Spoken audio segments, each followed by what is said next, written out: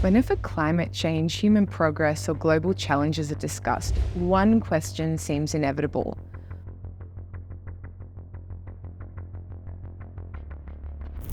For some, overpopulation is seen as the root of all global issues. Climate change, resource depletion, environmental destruction, everything. Everything, according to this perspective, stems from one simple problem: too many people. The logic seems intuitive. More people equals more problems. But it's wrong. In fact, the real issue society will face in the near future is underpopulation, and that might be far more damaging for both humanity and the planet. Now, before you dismiss this, let's look into the facts. Firstly, the myth of overpopulation.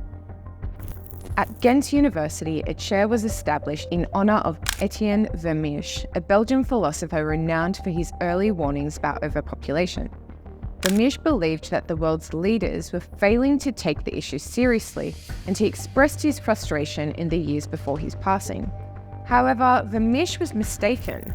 Global population growth peaked in the late 1960s, when the average woman had about 4.5 children. Since then, global fertility rates have dramatically declined. As of today, the global fertility rate stands at approximately 2.3 births per woman, only slightly above the replacement rate of 2.1 needed to maintain a stable population. So why the drop?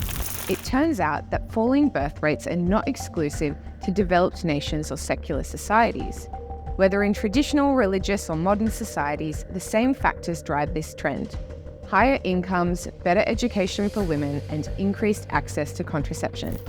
As Swedish physician Hans Rosling famously observed, when parents know their children will survive, when they're no longer needed for labour, and when women receive education, families start planning for fewer but better educated children. This global trend of declining birth rates is not slowing down. In fact, it's accelerating. Predictions of overpopulation continue to miss the mark. The United Nations once forecasted a global peak of 11 billion people by the century's end. However, more recent studies, including one from The Lancet in 2020, suggest the world will never reach even 10 billion. Population growth could peak as early as the 2060s and then decline. Take Nigeria, for example. As Africa's most populous nation, the UN once predicted that Nigeria would hit a population of 550 million by 2100. Today, that figure has been revised down to 200 million. Similar downward trends can be seen across the globe. South Korea's fertility rate, for example, has dropped to a staggering 0.78, far below the necessary rate to sustain a population growth. More people, more abundance. Yet despite declining birth rates, there's still no shortage of voices arguing that the Earth is overburdened with people. Environmentalists, demographers, and prominent figures like Jane Goodall have openly pondered how the planet might thrive with fewer humans. In one interview, Goodall mused about reducing the world's population by 95%, bringing it back to pre-industrial levels. But would fewer people really solve the world's problems? The answer isn't as simple as it seems. Throughout history, dire predictions of population-driven catastrophe have been based on the assumption that every individual's impact on the planet remains static over time, but this assumption is flawed. Take the example of agriculture. If humanity still farmed the way it did in 1950, it would require over 80% of the world's land to feed today's population. But thanks to technological advances, only 38% of the world's land is used for agriculture today, despite 1 billion more mouths to feed and significant improvements in both nutrition and caloric intake. Economists like Julian Simon recognized this paradox. Simon argued that as populations grew, resources actually became more abundant. This idea is backed up by the Simon Abundance Index, which shows that as the global population rises, resources become cheaper and more plentiful. It seems counterintuitive, but history has shown this pattern over and over again.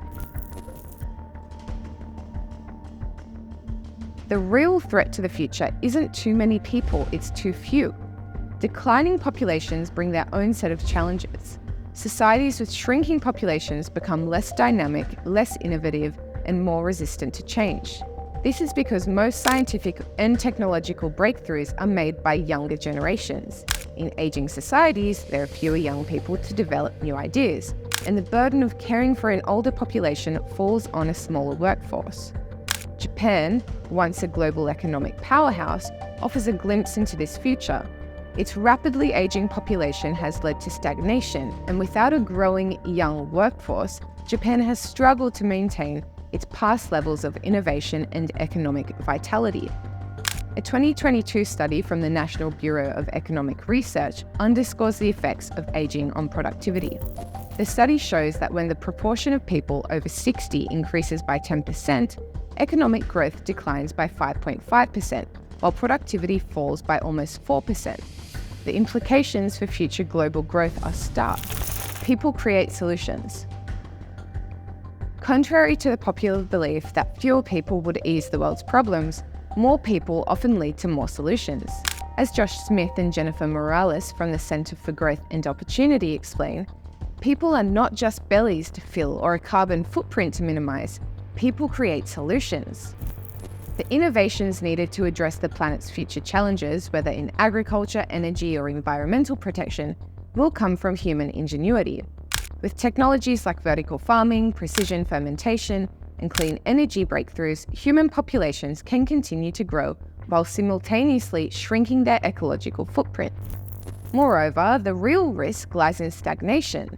An underpopulated world is one where fewer people are working on the complex problems that still need solving. Progress in science and technology becomes harder and harder to achieve, as the low-hanging fruit of discovery has already been picked by previous generations. For example, controlling nuclear fusion isn't an easy task, and it's one that will require massive amounts of human brainpower to solve. It is, of course, true that the human population cannot grow indefinitely. The Earth has finite resources, but humanity is far from exhausting them.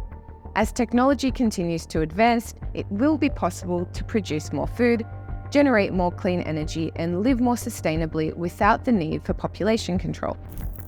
Forget overpopulation. The future lies in innovation. To focus on overpopulation is to ignore the real issue. If society doesn't address underpopulation, human progress will falter. Fewer people means fewer scientists, inventors, and innovators to tackle the problems of tomorrow.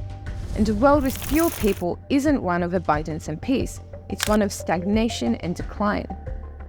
In the end, the solution to global challenges won't be found in reducing the human population, but in leveraging human ingenuity.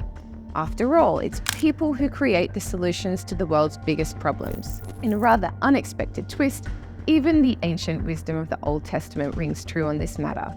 Be fruitful and multiply and fill the earth. This essay is titled "Forget About Overpopulation, Soon There Will Be Too Few Humans." It was written by the philosopher Maarten Boudry and published in Quillette on the 7th of November 2023. You can read it for yourself at quillette.com. Thanks for listening.